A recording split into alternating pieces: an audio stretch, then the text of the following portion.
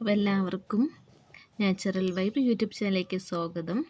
അപ്പോൾ നമ്മൾ ഇന്ന് പഠിക്കാൻ പോകുന്നത്, അപ്പോൾ എല്ലാവരും ഈ ചാനൽ ആദ്യമായിട്ടാണ് കാണണമെങ്കിൽ എല്ലാവരും ഒന്ന് സബ്സ്ക്രൈബ് ചെയ്യുക.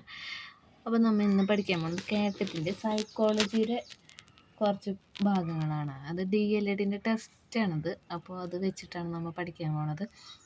ഇനിയിപ്പോൾ എക്സാം 18-ാം തീയതി എക്സാമാണ്. അപ്പോൾ അതിന് മുന്നായിട്ടൊരു ഫൈനൽ റിവിഷനായിട്ട് ഇപ്പോൾ നമുക്ക് ഒന്നാമത്തെ ചാപ്റ്റർ ആക്കാം. യൂണിറ്റ് 1 പഠനത്തിൻ്റെ ഇത് സെക്കൻഡ് സെമ്മിൻ്റെ ബുക്കാണിത്. അപ്പോൾ നമുക്ക് നോക്കാം. അപ്പോൾ ഇതൊരു ഫൈനൽ റിവിഷൻ ആകുമ്പോൾ എല്ലാവർക്കും അത് ഉപകാരപ്പെടുന്നു വരുത്തുന്നു. അപ്പോൾ നമുക്ക് നോക്കാം. പഠനത്തെക്കുറിച്ചുള്ള വിവിധ സമീപനങ്ങൾ. പഠനത്തെക്കുറിച്ചുള്ള വിവിധ സമീപനങ്ങളിൽ വരുന്നതാണ് വ്യവഹാര മനഃശാസ്ത്രം. അപ്പോൾ വ്യവഹാര മനഃശാസ്ത്രത്തിൽ നോക്കാം. ഏതൊരു ജീവിയുടെയും പെരുമാറ്റവും മാനസിക പ്രവർത്തനങ്ങളും ചില ചോദകങ്ങളോടുള്ള പ്രതികരണങ്ങളാണ് എന്നു വാദിക്കുന്ന പഠന സമീപനമാണ് വ്യവഹാരവാദം. ഏതൊരു ജീവിയുടെയും പെരുമാറ്റവും മാനസിക പ്രവർത്തനങ്ങളും ചില ചോദകങ്ങളോടുള്ള പ്രതികരണങ്ങളാണ് എന്ന് വാദിക്കുന്ന പഠന സമീപനമാണ് വ്യവഹാരവാദം. അപ്പോൾ ഇതിന് കുറച്ച് പേര് നേതൃത്വം കൊടുത്തിട്ടുണ്ട്. പ്രധാനമായിട്ടുള്ള കുറച്ച് പേരുണ്ട്. പാവ്ലോവ്, വാട്സൺ, തൊണ്ടൈക്ക്, സ്കിന്നർ തുടങ്ങിയവർ വിവിധ ജീവികളിൽ നടത്തിയ പരീക്ഷണങ്ങളിലൂടെയാണ് ഈ സമീപനത്തിലെ പ്രധാന ആശയങ്ങൾ രൂപപ്പെട്ടത്. ഇനി പാവ്ലോവിൻ്റെ കണ്ടെത്തലുകൾ നമുക്ക് നോക്കാം.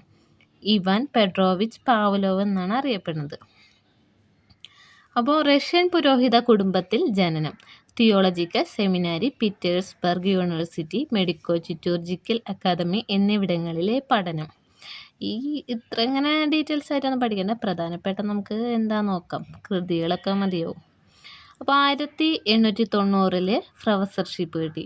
1904 ദഹന വ്യവസ്ഥയെക്കുറിച്ചുള്ള പഠനത്തിന് നൊബൽ സമ്മാനം കിട്ടി.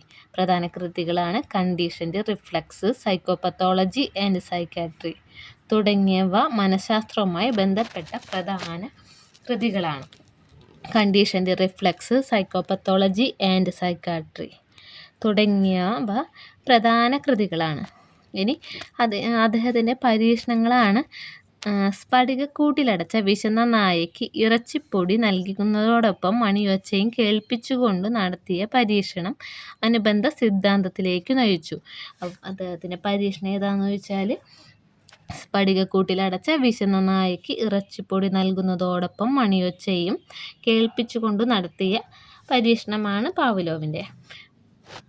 ഈ മനഃശാസ്ത്രത്തിൻ്റെ ചരിത്രത്തിൽ ആദ്യമായി രേഖപ്പെടുത്തിയ അനുബന്ധന രീതി ആയതുകൊണ്ട് പാവ്ലോവിൻ്റെ അനുബന്ധന പ്രക്രിയയെ പൗരാണികാനുബന്ധനം എന്ന് വിളിക്കുന്നു. മനഃശാസ്ത്രത്തിൻ്റെ ചരിത്രത്തിൽ ആദ്യമായി രേഖപ്പെടുത്തിയ അനുബന്ധന രീതി ആയതുകൊണ്ട് പാവ്ലോവിൻ്റെ അനുബന്ധന പ്രക്രിയയെ പൗരാണികാനുബന്ധനം എന്ന് വിളിക്കുന്നു.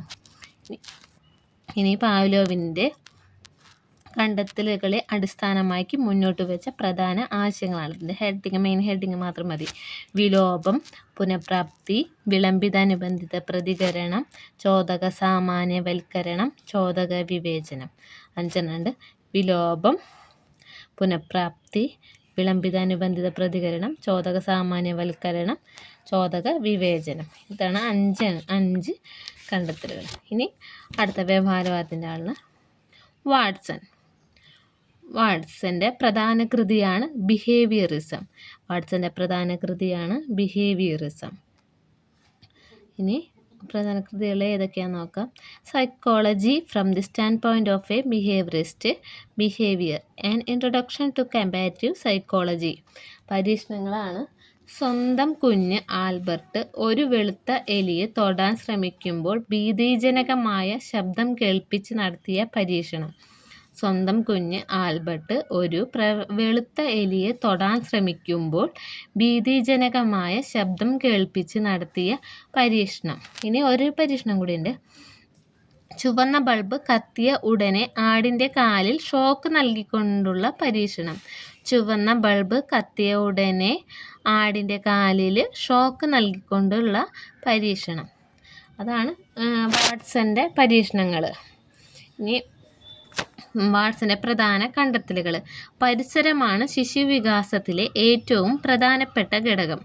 അതുവരെ ഭയം തോന്നിയിട്ടില്ലാത്ത എലിക്കുഞ്ഞിനോട് കുട്ടിക്ക് ഭയം ജനിക്കുന്നത് ഭീതിജനകമായ ശബ്ദം സൃഷ്ടിച്ച സാഹചര്യമാണല്ലോ. ഇപ്പം എന്താ വാട്സന്റെ കണ്ടെത്തലുകളിൽ പരിസരമാണ് ശിശുവികാസത്തിലെ ഏറ്റവും പ്രധാനപ്പെട്ട ഘടകം. അപ്പോൾ ഒരു സൗണ്ട് കേൾപ്പിച്ച കാരണമാണ് എലിക്കുഞ്ഞിനോട് ആൽബർട്ടിന് പേടിയുണ്ടാവാൻ കാരണം.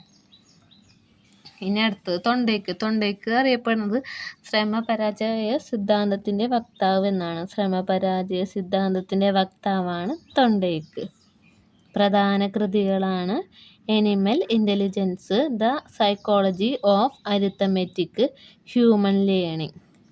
Animal intelligence, the psychology of arithmetic, human learning. ഇതിലെ പ്രസിദ്ധ പരീക്ഷണമാണ് പ്രശ്നപേടകത്തിലെ പൂച്ച. പ്രശ്നപേടകത്തിലെ പൂച്ചയാണ് പ്രധാന പരീക്ഷണം. അടുത്ത് നമുക്ക് നോക്കാം. തൊണ്ടയ്ക്കിൻ്റെ പ്രാഥമിക പഠന നിയമങ്ങളാണ് സന്നദ്ധതാ നിയമം, ആവർത്തന നിയമം, ഫലനിയമം. ആവർത്തന നിയമം അറിയപ്പെടുന്ന മറ്റൊരു പേരാണ് അഭ്യാസ നിയമം. ഫലനിയമം അറിയപ്പെടുന്ന പേരാണ് പരിണാമ നിയമം. ഇപ്പോൾ തൊണ്ടയ്ക്കിൻ്റെ പ്രാഥമിക പഠന നിയമങ്ങളാണ് 3 ഉണ്ട്. സന്നദ്ധതാ നിയമം, ആവർത്തന നിയമം, ഫലനിയമം. ഇനി സന്നദ്ധതാ നിയമം. ഏതൊരു പ്രവർത്തനത്തിനും സന്നദ്ധത ആവശ്യമാണ്. ഒരാൾ സന്നദ്ധനായിരിക്കുമ്പോൾ പ്രവർത്തിക്കുന്നത് സംതൃപ്തിജനകമായിരിക്കും. സന്നദ്ധത ഇല്ലാതെ പ്രവർത്തിക്കുന്നതും സന്നദ്ധനായിരിക്കുമ്പോൾ പ്രവർത്തിക്കാതിരിക്കുന്നതും അസ്വാസ്ഥ്യജനകമായിരിക്കും. അതാണ് സന്നദ്ധതാ നിയമം. ഇനി ആവർത്തന നിയമം. ഒരു സന്ദർഭവും അതിനോടുള്ള പ്രതികരണവും ആവർത്തിക്കുന്തോറും സ്റ്റിമുലസ്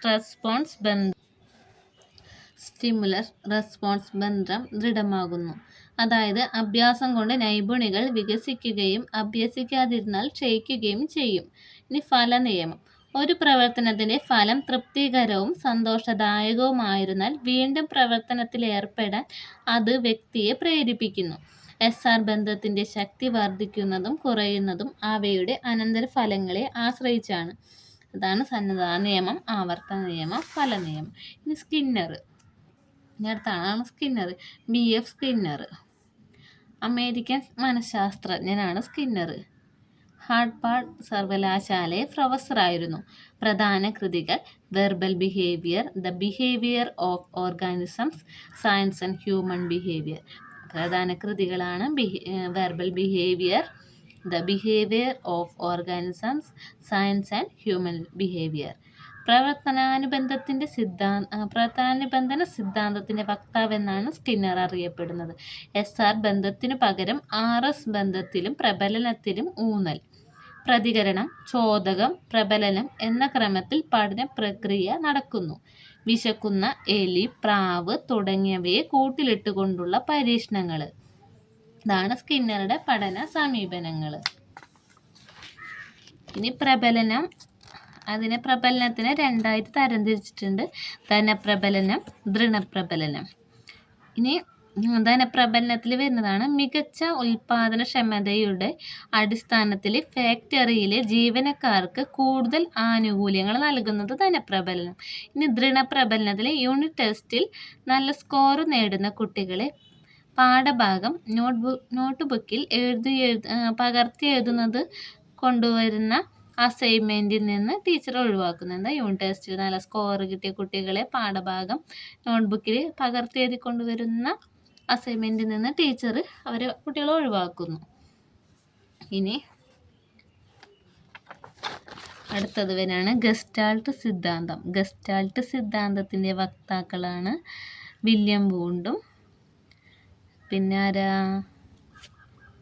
വില്യം വൂണ്ട് ഘടനാവാദമാണ്. മാക്സ് വെർത്തിമർ, വോൾഫ് കാങ്കോഹ്ലർ, കർട്ട് കോഫ്കയാണ് ഗസ്റ്റാൾട്ട് സിദ്ധാന്തത്തിൻ്റെ വക്താക്കൾ. വില്യം വൂണ്ടിൻ്റെ ഘടനാവാദം. ഇനി നോക്കാം ഗസ്റ്റാൾട്ട് സിദ്ധാന്തം എന്താണെന്ന് നോക്കാം. വില്യം വൂണ്ടിൻ്റെ ഘടനാവാദത്തോടും അന്തർനിരീക്ഷണ സമീപനങ്ങളോടും പാവ്ലോവ്, വാട്സൺ തുടങ്ങിയവരുടെ വ്യവഹാരവാദത്തോടുമുള്ള വിമർശനം എന്ന നിലയിൽ ജർമ്മനിയിൽ രൂപം കൊണ്ട് അമേരിക്കയിൽ വളർന്നു വന്ന പ്രസ്ഥാനമാണ് ഗസ്റ്റാൾട്ട് മനഃശാസ്ത്രം. ഗസ്റ്റാൾട്ട് എന്ന ജർമ്മൻ പദത്തിന് രൂപഘടന എന്ന അർത്ഥം നൽകാം. പൂർണ്ണതയ്ക്ക് അതിൻ്റെ അംശങ്ങളെ അപേക്ഷിച്ചുള്ള സവിശേഷ രൂപഗുണത്തെ ഗസ്റ്റാൾട്ട് എന്ന് വിളിക്കാം. പ്രത്യക്ഷണത്തെ അടിസ്ഥാനമാക്കിയുള്ള ഒരു മനോവിജ്ഞാന ശാഖയാണിത്. ഇനി അടുത്ത നോക്കാം. കോഹ്ലർ സുൽത്താൻ എന്ന ചിമ്പാൻസിയെ ഉപയോഗിച്ച് നടത്തിയ പരീക്ഷണങ്ങൾ. മാക്സ് വെർത്തിമർ മനുഷ്യക്കുട്ടികളിൽ നടത്തിയ ഗണിത പ്രശ്നം ഉപയോഗിച്ചുള്ള പരീക്ഷണം. കോഴിക്കുഞ്ഞുങ്ങളിലും കുതിരകളിലും നടത്തിയ പരീക്ഷണം എന്നിവ ഈ മേഖലയിൽ നടന്ന പരീക്ഷണങ്ങളാണ്. ഈ പഠനത്തിലെ സമഗ്രതാ നിയമങ്ങളാണ്. നോക്കാം. സാമ്യതാ നിയമം. സാമ്യതാ നിയമം അറിയപ്പെടുന്ന മറ്റൊരു പേരാണ് സാദൃശ്യ നിയമം. അംശങ്ങളെ സമാനങ്ങളായി പ്രത്യക്ഷണം ചെയ്യുമ്പോൾ അവയെ പരസ്പര ബന്ധിതമായും പ്രത്യക്ഷണം ചെയ്യും. അതായത് സാദൃശ്യമായവയെ ഒരു ഗ്രൂപ്പായി കാണാനുള്ള പ്രവണത നമുക്കുണ്ട്. ഇത് സാമീപ്യ നിയമം. സാമീപ്യം എന്ന് പറയാൻ അടുത്തടുത്ത് കൂട്ടങ്ങളായിട്ട് തോന്നും. അതാണ് സാമീപ്യ നിയമം. ഇനിയുണ്ടല്ലോ. ഇനി അടുത്തത് സമ്പൂർണ്ണ നിയമം. അറിയപ്പെടുന്ന മറ്റൊരു പേരാണ് പരിപൂർത്തി നിയമം. അത് പൂർണ്ണമായിരിക്കില്ല, ഒക്കെ ഡോട്ടിട്ട് ഇങ്ങനെ വിട്ട് വിട്ട് വിട്ട് അങ്ങനത്തെ ഒരു സംഭവമാണ് സമ്പൂർണ്ണ നിയമം. തുടർച്ചാ നിയമം. പിന്നെ രൂപപശ്ചാത്തല ബന്ധം.